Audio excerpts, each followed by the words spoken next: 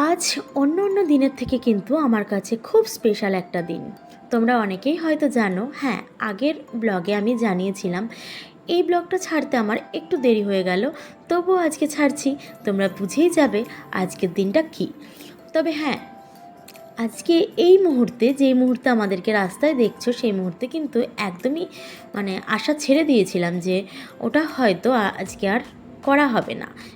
আজ আমার একমাত্র ছেলে দুষ্টু বাবার জন্মদিন।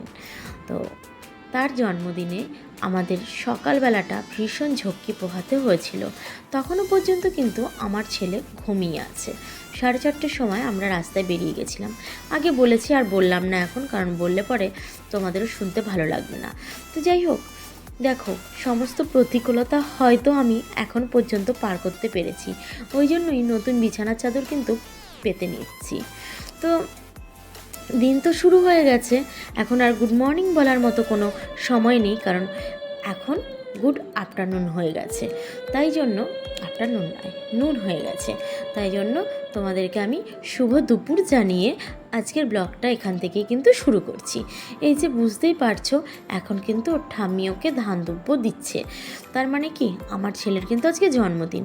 ঠাম্মির ধান দুব্যর সাথে সাথে আমি কিন্তু তোমাদের কাছ থেকেও আমার বাবুর জন্য একটু আশীর্বাদ চেয়ে নেব। তোমরা ওকে আশীর্বাদ করো, ও যেন একটা ভালো মনের মানুষ তৈরি হয়। ভালো মনের মানুষ তৈরি হলেই আমি মনে করব যে ও একটা প্রকৃত মানুষ হতে পারবে। আর দেখো, টাকা পয়সার দিক থেকে হয়তো অনেকেই অনেক রকমভাবে বড় হতে পারে, কিন্তু মনের দিক থেকে কিন্তু অনেকেই অনেক ছোট হয়ে থাকে। সেই দিকটা যেন ও পূরণ করতে পারে, এই শুভকামনাটা আমার তরফ থেকে ওর কাছে রয়ে গেল। আর আমি জানি তোমরাও ওকে আশীর্বাদ করবে। গুটি গুটি পায়ে চলতে চলতে আমার বাবু কিন্তু অনেকটাই বড় হয়ে গেছে। তো এই বড় হওয়ার পেছনে প্রত্যেকটা বাচ্চার, শুধুমাত্র আমার বাচ্চা নয়, প্রত্যেকটা বাচ্চার বড় হওয়ার পেছনে ওর মায়ের ভূমিকা কিন্তু একদম সব থেকে বেশি থাকে। হ্যাঁ, তেমনই আমার ছেলের বড় হওয়ার পেছনে আমার ভূমিকা তো আছেই। তবে হ্যাঁ, প্রত্যেকটা ছেলেই কি আর মেয়েই কি, তাদের বড় হওয়ার পেছনে মায়ের সাথে সাথে বাবার ভূমিকা কিন্তু আরও অপরিসীম আমি মনে করে থাকি। একটা বাচ্চার বড় হওয়ার পেছনে যদি বাবা ঠিকঠাকভাবে ওকে গাইড না করতে পারে, তাহলে কিন্তু বাচ্চাটা প্রবলেমে পড়তে হয়। তো ওর বাবা দূর থেকে যতটা পারে সেই কাজটা করে থাকে, কিন্তু সব সময় পেরে ওঠে না। এবার ওর বাবা পেরে উঠছে না, আমি এদিক থেকে বলবো না না ওর বাবা করে না, ওর বাবা সব সময় পেরে ওঠে না। তোমরা কোনো দিন হয়তো আমার এই নতুন চ্যানেল, যদিও ওর বাবাকে কখনো দেখোনি, আসলে সপ্তাহে বাড়িতে আসে। আর আমি তো মাত্র 2 সপ্তাহ থেকে 3 সপ্তাহ এই ব্লগ দিতে চলেছি এখানে। দেখো, খালি গায়ে দেখাচ্ছি, তোমরা কেউ মাইন্ড করো না। কোনো নতুন বন্ধু হয়তো জানো না, আমার শ্বশুরমশাই কিন্তু ভীষণই অসুস্থ। সকালবেলা যখন বলেছিলাম না যে জন্মদিনটা হয়তো আমি করাতে পারবো না বাবুকে, কিন্তু সেটা পরে হয়েছিল দাদুরই জন্য। দাদু বলেছিল যে হোক, জিনিসটা হলে আমারও ভালো লাগবে, ওই জন্যই এটা করা। আর দেখো, এই যে মানুষটাকে দেখছো, এই মানুষটা কিন্তু এমন মোটেও ছিল না। এক ডেঙ্গু জ্বরে কিন্তু এই পরিণতি করে দিয়েছে। আমার খুব খারাপ লাগছিল এই সময়টা এসে। ওনারও কষ্ট হচ্ছে আমি জানি, কিন্তু কী আর করা যাবে বলো। ভগবান যাতে ওনাকে উঠে বসার শক্তি দেয়, সেই শুভকামনা সবসময় করে থাকি। সামনের বছর যেন ওর দাদু এখানে এসে বসে ওর মাথায় ধান দুব্য দিতে পারে। তো যাই হোক, ও যদি একা একা খেত তাহলে মোটেও সমস্ত কিছু খেতেও পারতো না। এখান থেকে অনেক কিছুই আজকে কত সুন্দর করে ওর সামনে আমি থালাটাকে গুছিয়ে দিয়েছিলাম, কিন্তু আসল কাজই আমি করতে ভুলে গেছি। এত হড়বড়ি করে কাজটা করেছি, সময় তো বয়ে যাচ্ছে ওর খাবারের সময়, সেটাই বলছি। তো তাই জন্য আর ওগুলো দেখাতেই পারিনি। পাশ দিয়ে কি সুন্দর ফুল দিয়ে সাজিয়েছিলাম, তো সেই ফুলগুলো নিয়ে ও খেলছে। বোঝা যাচ্ছে না যদিও, ওখানে সব নয়নতারা ফুল ছিল। আর কি করা যাবে বলো। তা আমার শাশুড়ি মাকেও আমি বললাম যে জানো, এই অবস্থা, বলো তোমার এমনই হবে। তো সবাই আমার কথা শুনে হাসছিল। আসলে কিছু করার নেই, ওর খিদে না পেলেও আমার যেন মনে হচ্ছিল যে ওর খিদে পেয়েছে, ওই জন্যই তাড়াতাড়ি করছিলাম। আর আজকে ও একা একাই খেত, কিন্তু যেহেতু মাছ ভাজা দিয়েছিলাম একটা, সেহেতু আর একা একা দেওয়ার মতো আমি সাহস জোগাতে পারলাম না, কারণ ওই মাছটাকে দিয়ে দেবে দাদুদেরকে। দিয়েছিল জানো তো, হাফ হাফ কি ওই ধরো 4 ভাগের 1 ভাগ খেয়েছে, 3 ভাগ দিয়ে দিয়েছে, যা যা না খেয়েছে, পটল ভাজা অনেক কিছু। তো তারপরে আমি মেখে খাইয়ে দিয়েছি। ওর জন্য একটু চিকেন করেছিলাম, 5 রকমের ভাজা, ডাল আর তোমার দই, মিষ্টি, পাঁপড়, চাটনি এগুলোই দিয়েছিলাম। কারণ সন্ধেবেলা আরও একটু অ্যারেঞ্জমেন্ট করেছি অল্প করে, ছোট্ট করে। ও খুব হ্যাপি কুরকুরের প্যাকেটগুলো দেখে, দেখো বুঝতেই পারছো, দুষ্টু দুষ্টু হাসি দিচ্ছে। তো এই হাসি মুখটা দেখার জন্যই তো এত কিছু, তাই না? তো আগের বছরের জন্মদিনটা একটু বড় করে করেছিলাম, তো এবছর আর সেটা হয়নি। তো সামনের বছর যদি সব কিছু ঠিকঠাক থাকে তাহলে দেখা যাক আসছে বছর, এতে করে আমার বাবু খুশি হবে।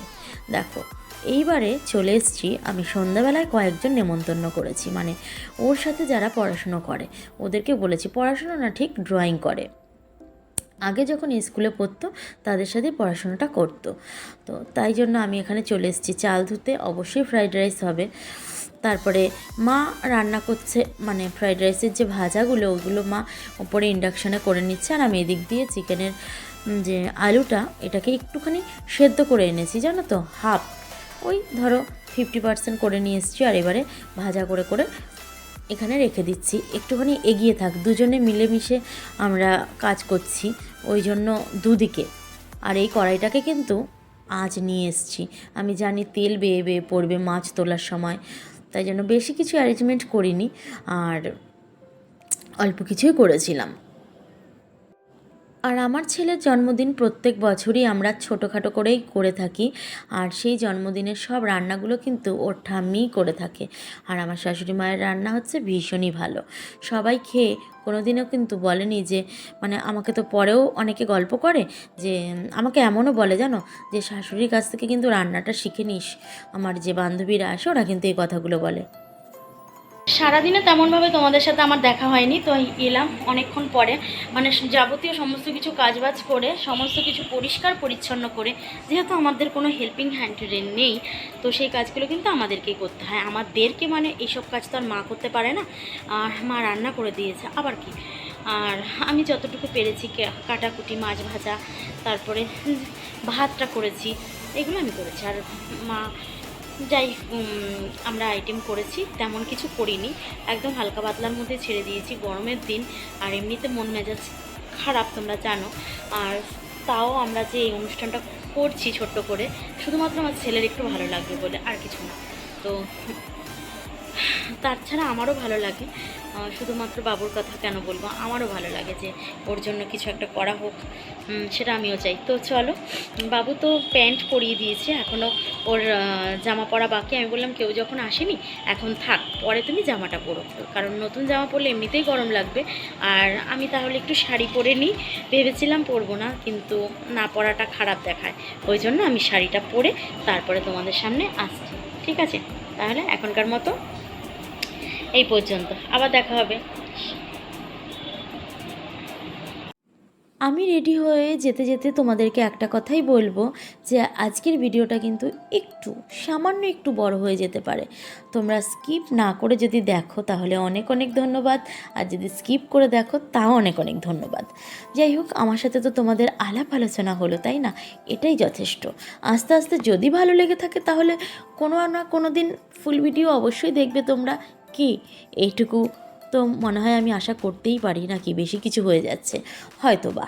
তো দেখো, এটা হচ্ছে আমার ছেলে, তোমরা নিশ্চয়ই বুঝতেই পারছো, ওর গেঞ্জিটা একটু বড় হয়ে গেছে, কারণ 2বার করে চেঞ্জ করিয়েছি, আর পারছি না, তাই জন্য বলেছি এটাই পরো আর ঘরে রেখে দাও, পরে যখন তোমার শরীরের সেটে গেঞ্জি আসবে তখন ওটাকে বের করে পরে নিও।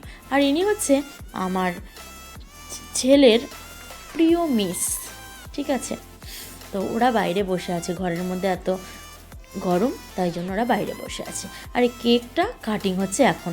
এই যে তোমাদেরকে বলেছিলাম অল্প কয়েকজন নিয়ে, এই যে অল্প কয়েকজন নিয়ে কিন্তু আমার ছেলের জন্মদিনটা এইভাবেই আমরা সেলিব্রেট করেছি।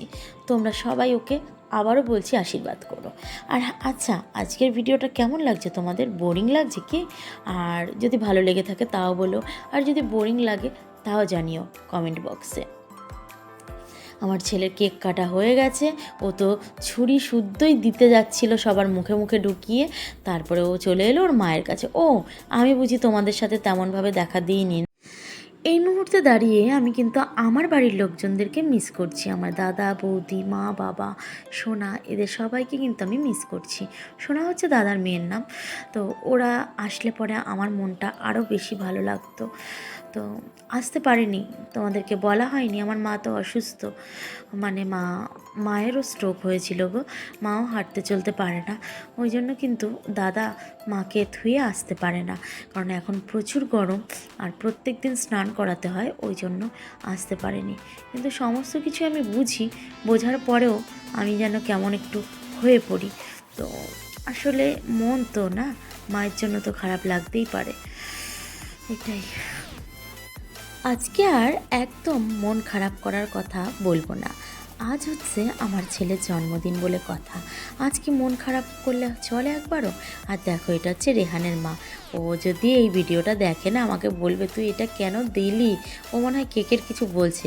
অ্যাকচুয়ালি মেঘাদির কাছ থেকে কেক বানানো ছিল, মেঘাদির দারুণ কেক বানায়, সেটাই বলছিল। এইবারে আমার ছেলেকে দেখে নাও, ওই দেখো দূরে কি করে কেক খাচ্ছে, মুখের মধ্যে ঢোকাচ্ছে। আর এই ছিল আমাদের মেনু, বুঝেছ? তো মেনুগুলো যদিও সামান্য, কিন্তু ফ্রাইড রাইসের সাথে এর থেকে আর বেশি কিছু আমার মাথায় ঢুকছিল না যে আর কী করা যায়, করা গেলেও হয়তো করতাম না। এই গরমের মধ্যে যেহেতু আমরা কোনো লোক নিইনি, আমি আর মা নিজেই করেছি, সেহেতু অত কিছু আর করতে পারিনি। তো সামান্য আয়োজন। তোমাদের কেমন লেগেছে অবশ্যই কিন্তু জানিও, কেমন? তো দেখো, বাচ্চারা যখন খাচ্ছিল তখন ফোন ছিল না হাতে, আর মাথায়ও ছিল না মনে। এটাই হচ্ছে আমার সব থেকে বড় দোষ। তা আর কী করবো, বাচ্চার মায়েরা যখন খাচ্ছে তখনই একটু ভিডিও করে নিলাম তোমাদেরকে দেখাবো বলে। আর মা অবশেষে এসেছে একটুখানি আমাদেরকে দিতে। আমিও কিন্তু বসেছিলাম হয়তো এই পাশে। তো আজকের ভিডিওটা কিন্তু এই পর্যন্তই। সবাই ভীষণ ভালো থেকো আর একে অন্যের পাশে জুড়ে থেকো। যদি কেউ নতুন এসে থাকো, এখনও পর্যন্ত আমার চ্যানেলটাকে সাবস্ক্রাইব করোনি, তাহলে যদি ভালো লেগে থাকে তাহলে সাবস্ক্রাইব করে পাশে থেকে যেও। আর বেল আইকনটাকে টুং করে বাজিয়ে দিও, যখন ভিডিও দেব তোমার কাছে সবার আগে গিয়ে পৌঁছে যাবে। তাহলে আজকের মতো এখান থেকে আমি